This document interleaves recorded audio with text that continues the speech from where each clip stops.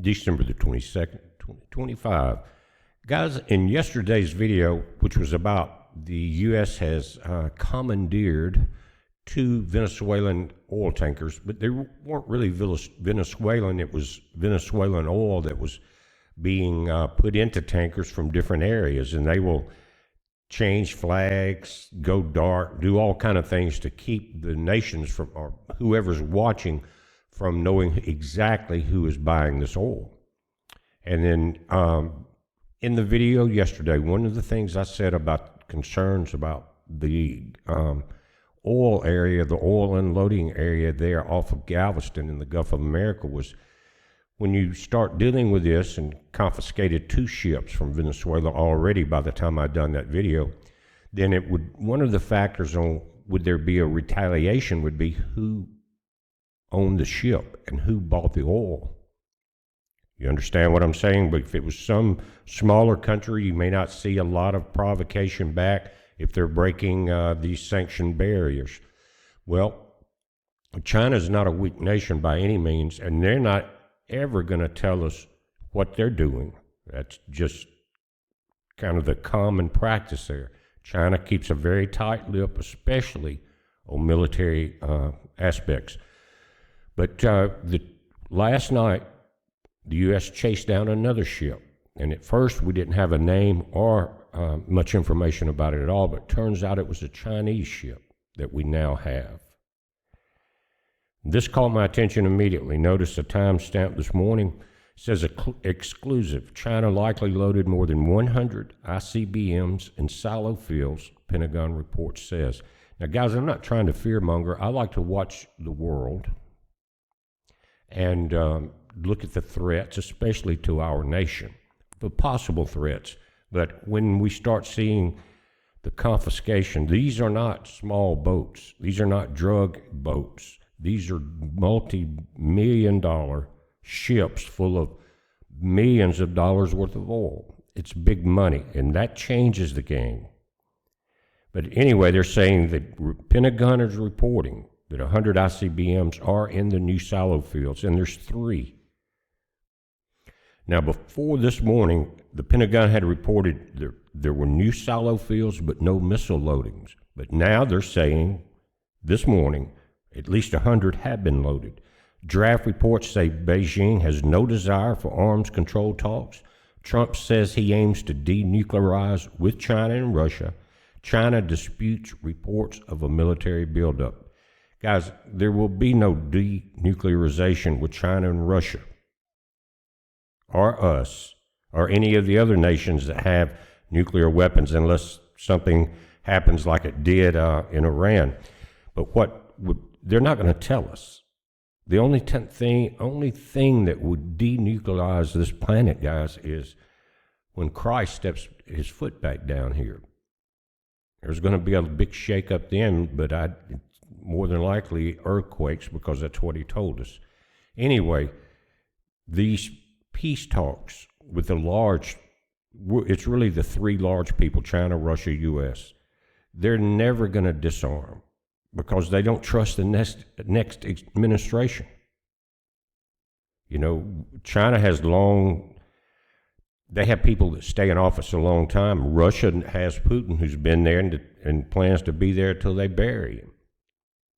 So you have some knowledge of how people are going to act and all, but here in the U.S., especially with people like Bondi and them, no handcuffs on anybody after the first year, really.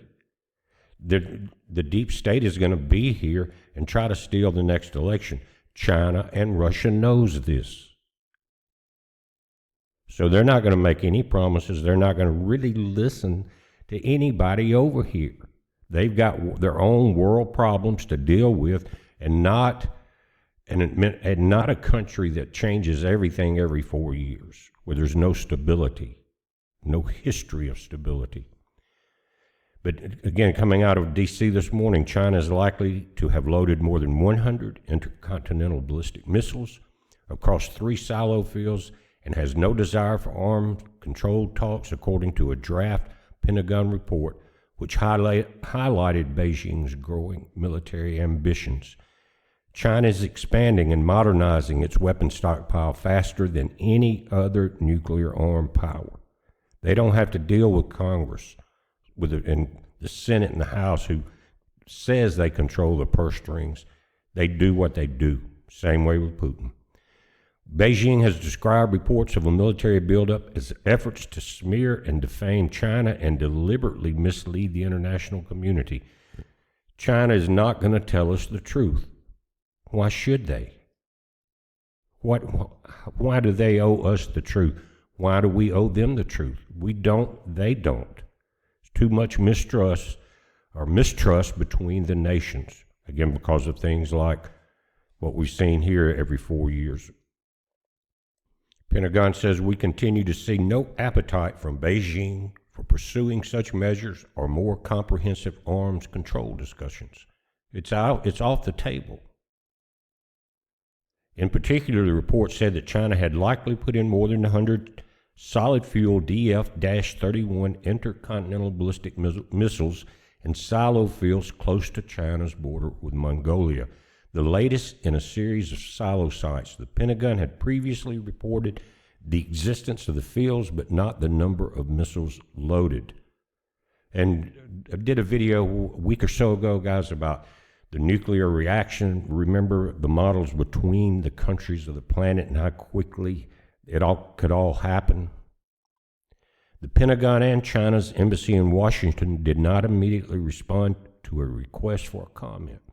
The draft Pentagon report did not identify any potential target of the reported newly placed missiles. U.S. officials noted that the report could change before it was sent to lawmakers. Now, this is just new silos. Guys, they've got stuff all over. The polls have multiple countries. Just saying. But the report said China's nuclear warhead stockpile was still in the low 600s in 2024, which reflected a slower rate of production when compared to previous years. Now, guys, that was during the Biden administration, and they sure were not going to tell Biden anything, or Kamala, or Obama. They do not trust us. We don't even trust us, as far as the people I'm talking about that was in office for the last 4 years. And now it's starting to look like, again, our Department of Justice is just dragging around, not doing anything, maybe getting a few low-life or low-hanging criminals and leaving the people like started all this mess more than 4 years ago. It goes back for several administrations, but they're still here walking and talking and trying to destroy our country. No one has been handcuffed yet. It's been a year. And that's what really the last two terms of Trump, this Trump and the one before, was about a lot of it. Lock them up, take out the deep state. But we don't see that. And if you look at the history of Bondi, she was canvassing for Mitt Romney at one time.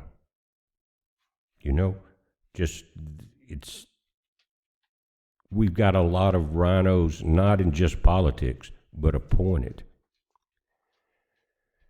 But the report added that China's nuclear expansion was ongoing and it was on track to have over 1,000 warheads by 2030. China has said it adheres to a nuclear strategy of self-defense and pursues a no first-use policy. They're just letting you know they have them.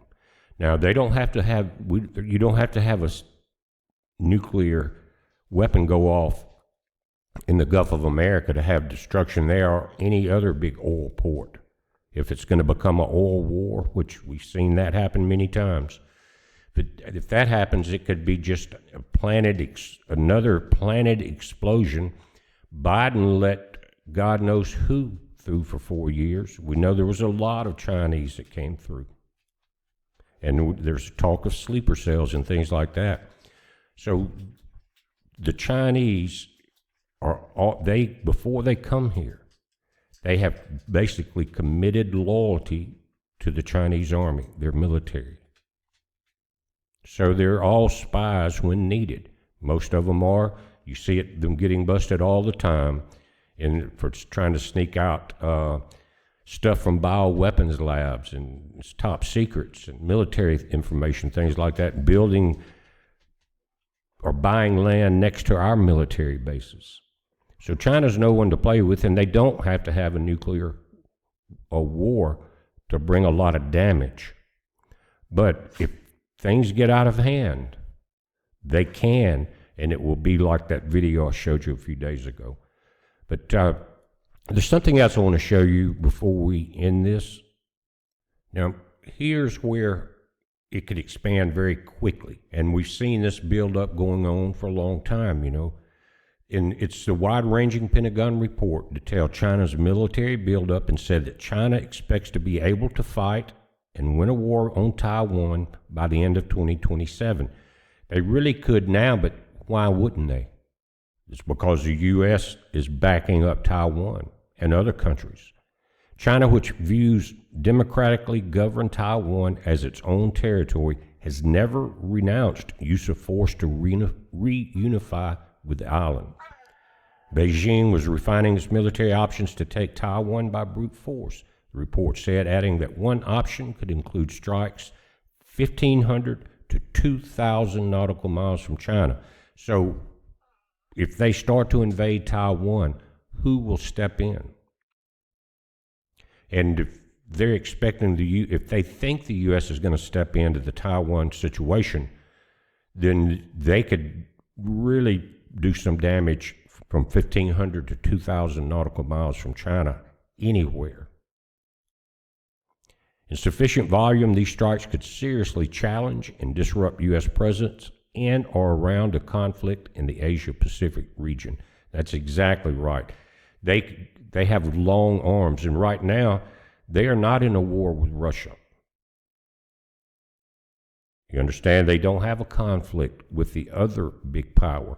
And when you start talking about the Mongolian border, Europe should pay attention to that. If they want to try to move into Russia, you've got China right there.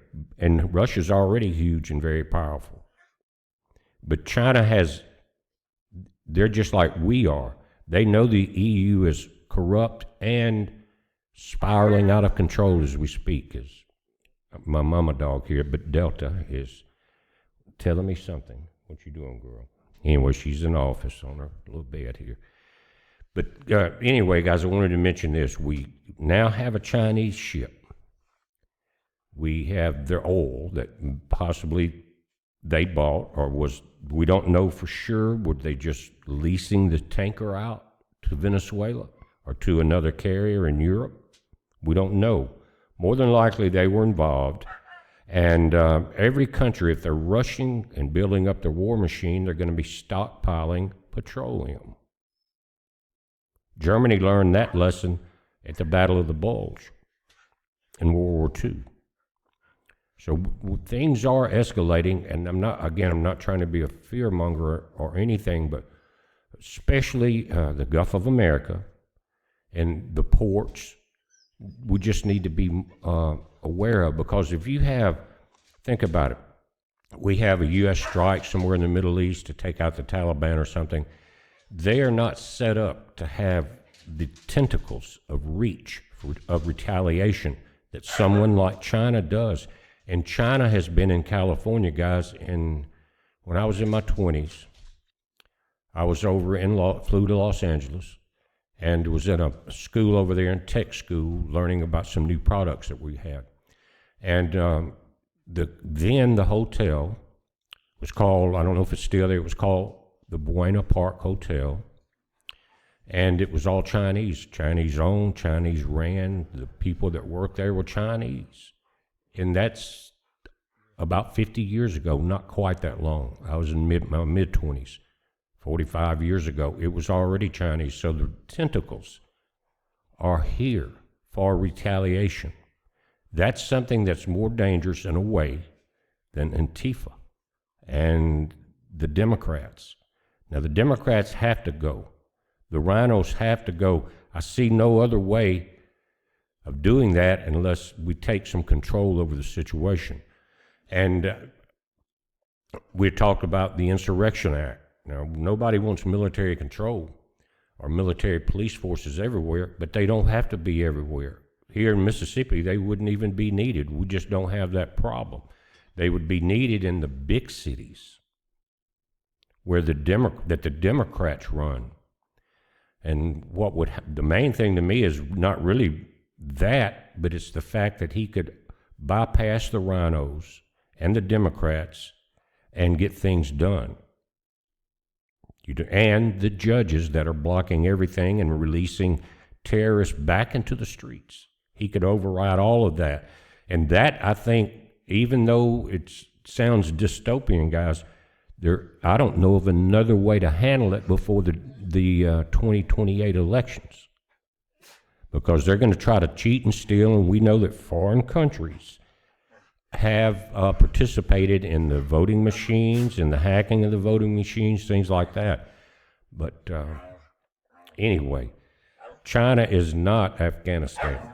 And now we're playing with the big boys. It's like taking a Russian freighter. Now, Russia's got their hands full. They're getting some blown up. They're saying by Ukraine is hiding in bunkers, throwing their kids out. This is European and probably U.S. backup. Trump's even admitted just a few days ago that we're not really selling them weapons. We're selling them to NATO, and NATO is, but he did say, well, but we are supplying intelligence information. Now, what kind of intelligence are they using? How to where the ships are, how to blow them up, what weapons to use, how to blow up the infrastructure in Russia. So we've got a mess on our hands, and even the U.S. is in trouble if we don't pay very close attention to what's happening.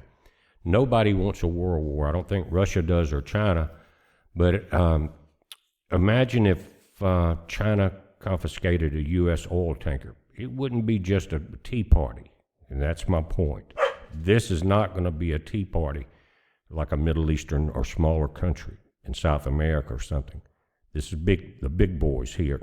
So what may happen and would be the best thing is for the U.S. to say, China, you probably got 20 ships in harbors all over the nation, or 100, especially L.A., come and get this ship, take it back, make sure there's no drugs on it, because it can be done that way. And I was talking about in the video yesterday, how would you search a tanker that had millions of gallons of oil on it? Because you're not going to need a big bomb, guys. You just need to ignite the petroleum. It could be a hand grenade, drop down into that tanker or setting on the bottom of it. Some type of C4 explosives, very small. You just need the ignition, right? But things are building up here, and in Venezuela, in the Caribbean, the Navy is in full assault, guys, as far as blockades and things like that. Let's look at this map. Now, this shows the U.S. naval assets in the Caribbean region. You can see them right here, just like they're setting up here watching for a hurricane to come through. But it's not a joke, guys. You've got 11 vehicles, the U.S. Thomas Hudner, the Iwo Jima, Fort Lauderdale, the San Antonio, the Lake Erie, Stockdale, Gettysburg, Gerald R. Ford, U.S. Mahan, the Bainbridge, and the USS Winston S. Churchill, all the way from Venezuela to north, into the northern central Atlantic above these islands. In other words, everything in this area is watched and protected and behind here. And that is a battle formation. Now, the only problem with that is you got a lot of eggs in one basket, if you know what I'm saying. But they're set up here because not just Venezuela, guys. They are watching something else, either from Europe or further down in South America, possibly China.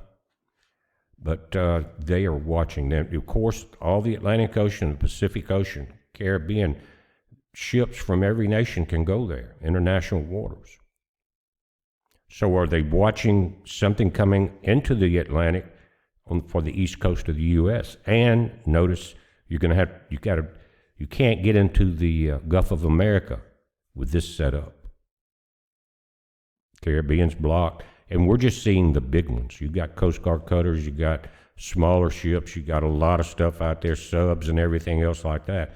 But it's important, this map is important for us to realize this is a serious situation, guys. So just be aware of it, and watch for reports coming up today. I haven't forgot about the series that we're talking about, the Sumerians, and going back for hundreds of thousands of years. That's on my mind, but we have to look at what's going on in real time around us right now. All of that's important, because without the past, we're not going to understand the future.